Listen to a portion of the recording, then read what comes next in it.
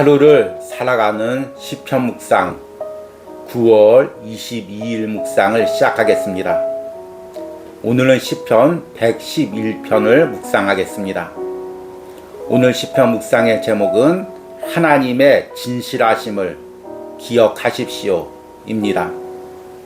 오늘의 시편 말씀을 읽겠습니다. 시편 111편 1절에서 10절입니다. 할렐루야, 내가 정직한 자들의 모임과 회중 가운데서 전심으로 여호와께 감사하리로다. 여호와께서 행하시는 일들이 크시오니 이를 즐거워하는 자들이 다 기리는도다. 그의 행하시는 일이 존귀하고 어미하며 그의 의가 영원히 서 있도다. 그의 기적을 사람이 기억하게 하셨으니 여호와는 은혜로우시고 자비로우시도다. 여호와께서 자기를 경외하는 자들에게 양식을 주시며 그의 언약을 영원히 기억하시리로다. 그가 그들에게 문 나라의 기업을 주사 그가 행하시는 일의 능력을 그들에게 알리셨도다. 그의 손이 하는 일은 진실과 정의이며 그의 법도는 다 확실하니 영원 무궁토록 정하신 바요 진실과 정의로 행하신 바로다. 여호와께서 그의 백성을 속량하시며 그의 언약을 영원히 세우셨으니 그의 이름이 거룩하고 지존하시도다. 여호와를 경외함이 지혜의 근본이라. 그의 계명을 지키는 자는 다 훌륭한 지각을 가진 자이니 여호와를 찬양함이 영원히 계속되리로다. 아멘. 오늘의 시편 묵상입니다.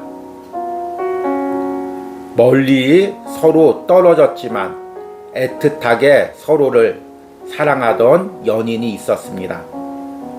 오랜 시간이 지나 둘이 만났지만 여자는 다른 남자와 혼인을 해야만 하는 상황이었습니다. 남자는 여자에게 모든 것을 버리고 함께 먼 곳으로 떠나자고 합니다. 여자는 망설이다가 결국 남자를 따라 나섭니다. 그러나 그녀는 끝까지 망설입니다. 그리고 결국 남자와 함께 떠나지 않습니다. 왜 그랬을까요? 자신이 모든 것을 다 버리고 떠날 만큼 그를 신뢰하지 않았기 때문입니다. 신앙의 여정도 이와 비슷합니다. 신앙이란 세상 것을 버리고 주님을 따라가는 것입니다. 이 과정에서 우리는 혼란을 느낄 때가 있습니다. 과연 그분이 내 삶을 완전히 책임져 주실까? 그러나 성경은 하나님께서 당신의 자녀들의 모든 삶을 확실히 책임져 주신다고 말하고 있습니다. 시편 111편은 하나님께서 이스라엘 역사에서 어떻게 하나님의 백성과 함께 하셨는가를 찬양하고 있습니다. 시편의 기도자는 모임 속에서 하나님이 행하신 일에 대해 감사라고 선포합니다. 하나님은 그들에게 기적을 행하시고 먹을 것을 주시며 문 나라를 그들에게 기업으로 주셨습니다. 그러기에 하나님의 진실과 정의가 확실하다고 말합니다. 그의 손이 하는 일은 진실과 정의이며 그의 법도는 다 확실하니 영원 무궁토록 정하신 바요 진실과 정의로 행하신 바로다. 그리고 그 하나님을 경외하고 그 계명을 지키는 것이 지혜로운 삶임을 선포합니다. 하나님이 진실하다는 것은 그가 한번 약속하신 것을 결코 변개치 않는다는 의미입니다. 사람들은 순간적인 감정으로 사랑을 고백하며 자신의 모든 것을 줄 것처럼 약속하기도 합니다. 그러나 그 마음이 금세 식고 약속도 쉽게 변합니다. 반면에 하나님의 진실하심은 확고합니다. 하나님의 진실하심이 확고하다는 것은 사람의 마음이나 감정처럼 쉽게 흔들리거나 변하지 않는다는 것입니다. 나의 신앙이 흔들릴 때마다 확고한 하나님의 진실하심을 붙드시기 바랍니다. 나는 흔들릴지라도 그분은 절대 흔들리지 않습니다. 아멘. 오늘의 시편 해석과 적용입니다. 오늘은 시편 111편을 묵상했습니다. 시편 111편은 할렐루야로 시작하는 하나님에 대한 감사 찬양의 시편입니다. 내일 묵상할 시편 112편도 할렐루야로 시작되며 오늘 시편과 같은 형식과 같은 구조를 가지고 있습니다. 그래서 학자들은 시편 111편과 112편을 쌍둥이 시편이라고 부르기도 합니다. 그러나 오늘 시편 111편은 이스라엘 역사에서 하나님께서 베푸신 은혜를 이야기한다면 내일 묵상할 시편 112편은 개인의 삶에서 하나님을 붙들고 산 사람들을 하나님께서 어떻게 책임져 주시는가를 노래하는 시편입니다. 그래서 시편 111편은 많은 사람들의 모임 가운데서 먼저 하나님이 행하신 일을 감사라는 선포로 시작합니다. 오늘 읽은 1절과 3절 말씀입니다. 할렐루야, 내가 정직한 자들의 모임과 회중 가운데서 전심으로 여호와께 감사하리로다. 여호와께서 행하시는 일들이 크시오니 이를 즐거워하는 자들이 다 기리는도다. 그의 행하시는 일이 존귀하고 위엄하며 그의 의가 영원히 서 있도다. 그리고 4절과 6절에는 그 하나님이 행하신 일이 무엇인지 이스라엘 역사에서 구체적으로 언급을 합니다. 4절에 그의 기적을 사람이 기억하게 하셨으니 여호와는 은혜로우시고 자비로우시도다. 여호와께서 자기를 경외하는 자들에게 양식을 주시며 그의 언약을 영원히 기억하시리로다. 그가 그들에게 문 나라의 기업을 주사 그가 행하시는 일의 능력을 그들에게 알리셨도다. 오늘 4절과 6절은 이스라엘 백성들의 출애굽 상황, 특히 광야를 지났을 때 상황과 연관이 있습니다. 하나님께서는 광야에서도 그들에게 먹을 것과 입을 것을 주셨고 또 문 나라, 가나안 땅의 나라들을 차지하여 기업으로 주셨습니다. 그동안 우리가 시편을 묵상하면서 여러 번 묵상했지만 이스라엘 백성들은 하나님의 기적 가운데도 매 순간 하나님을 원망하고 하나님을 배반했습니다. 그럼에도 하나님은 이스라엘 백성들의 연약함을 기준으로 삼는 것이 아니라 자신의 성실함을 기준으로 삼아서 그 언약을 이루셨습니다. 오늘 시편 111편의 핵심은 하나님께서 행하신 그 기적들이 아니라 하나님께서 그 기적을 행하신 성품을 노래하는 것입니다. 변치 않는 하나님의 성품을 찬양하고 노래하고 있는 것입니다. 오늘 7절과 8절 말씀입니다.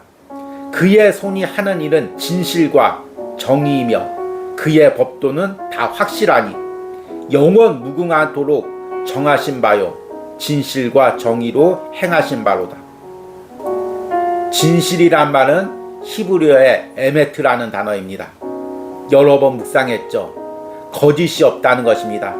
변개하지 않는다는 것입니다. 바꾸지 않는다는 것입니다. 한번 약속했으면 천지가 변해도 약속한 대상이 그 약속을 잊어버리거나 그 약속을 지키지 않아도 한번 하나님은 약속하셨으면 그 약속을 어떻게든지 이루신다는 것입니다. 심지어 상대가 그 약속을 받을 상황이 되지 않으면 그 상대를 고난을 주고 또 연단을 시켜서라도 그 약속을 받을 신앙을 만들어서라도 하나님의 약속을 이루신다는 것입니다. 그것이 하나님의 진실하심입니다. 하나님의 정의란 무엇입니까? 옳고 그름을 판단하는 거죠.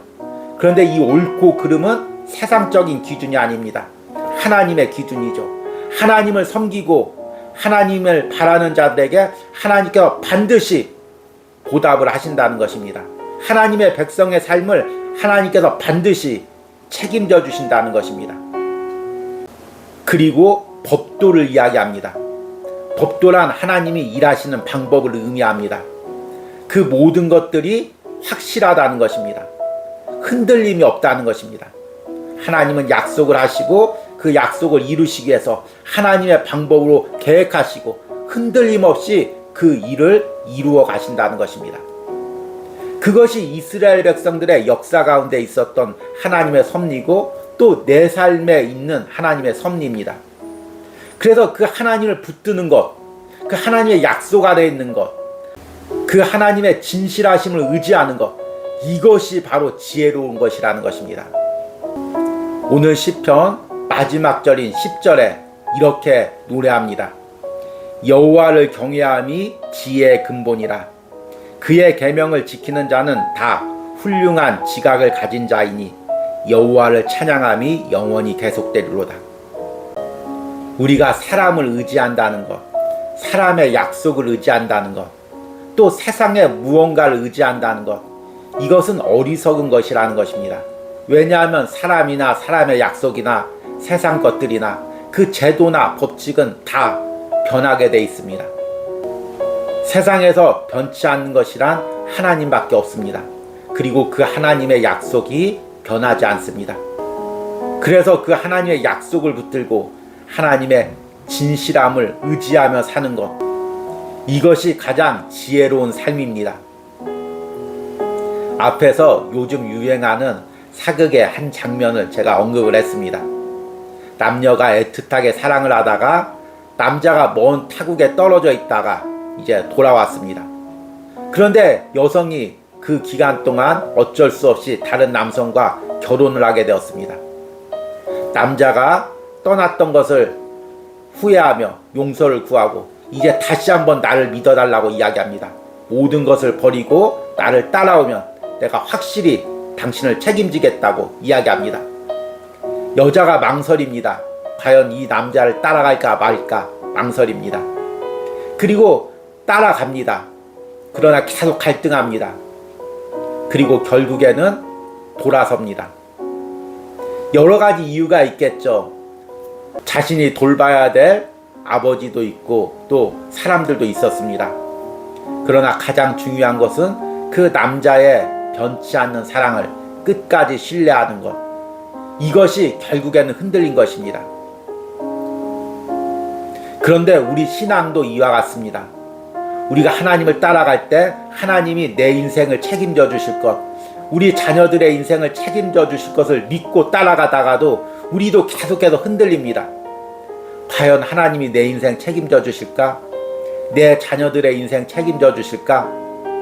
그리고 계속해서 갈등하다가 하나님을 잡은 손을 놓기도 하고 또 한 손으로는 하나님을 잡고 한 손으로는 세상을 잡기도 합니다. 이것이 바로 우리의 연약함입니다. 그럼에도 불구하고 하나님은 신실하십니다. 하나님은 정의로우십니다. 하나님의 법도는 확실하십니다. 우리가 그 하나님을 붙들고 흔들리지 마시기 바랍니다. 내가 지금 신앙생활을 하면서 흔들리고 있는 부분들이 있다면 오늘 시편 110편 묵상을 통해서 다시 한번 하나님의 진실하심과 성실하심, 그분의 정의와 법도를 붙드시는 은혜가 있기를 소망합니다. 오늘의 기도문 드리기입니다. 내가 하나님을 따라가는 신앙의 여정에서 흔들리는 부분은 무엇입니까? 오늘 시편 말씀에 하나님의 진실과 정의가 확고하다는 말씀을 붙들고 다시금 기도하시기 바랍니다. 우리 기도하겠습니다. 그의 손이 하는 일은 진실과 정의이며 그의 법도는 다 확실하니 영원 무궁토록 정하신 바요 진실과 정의로 행하신 바로다. 주님, 주님은 진실하십니다. 주님은 정의로우십니다. 주님의 법도는 확실합니다. 주님, 내가 그 주님을 의지하며 걸어갑니다. 세상 바라보지 않겠습니다. 주님 잡은 손 놓지 않겠습니다. 내가 흔들리려 할 때마다, 내 안에 의심이 들려 할 때마다 그 주님 붙들고 주님의 신실함 붙들고 나가게 하여 주시옵소서. 이런 은혜가 오늘 하루를 살아가는 시편 묵상을 한 모든 심령들과 그들이 걷는 인생길에 있기를 간절히 축복합니다. 예수님의 이름으로 기도했습니다.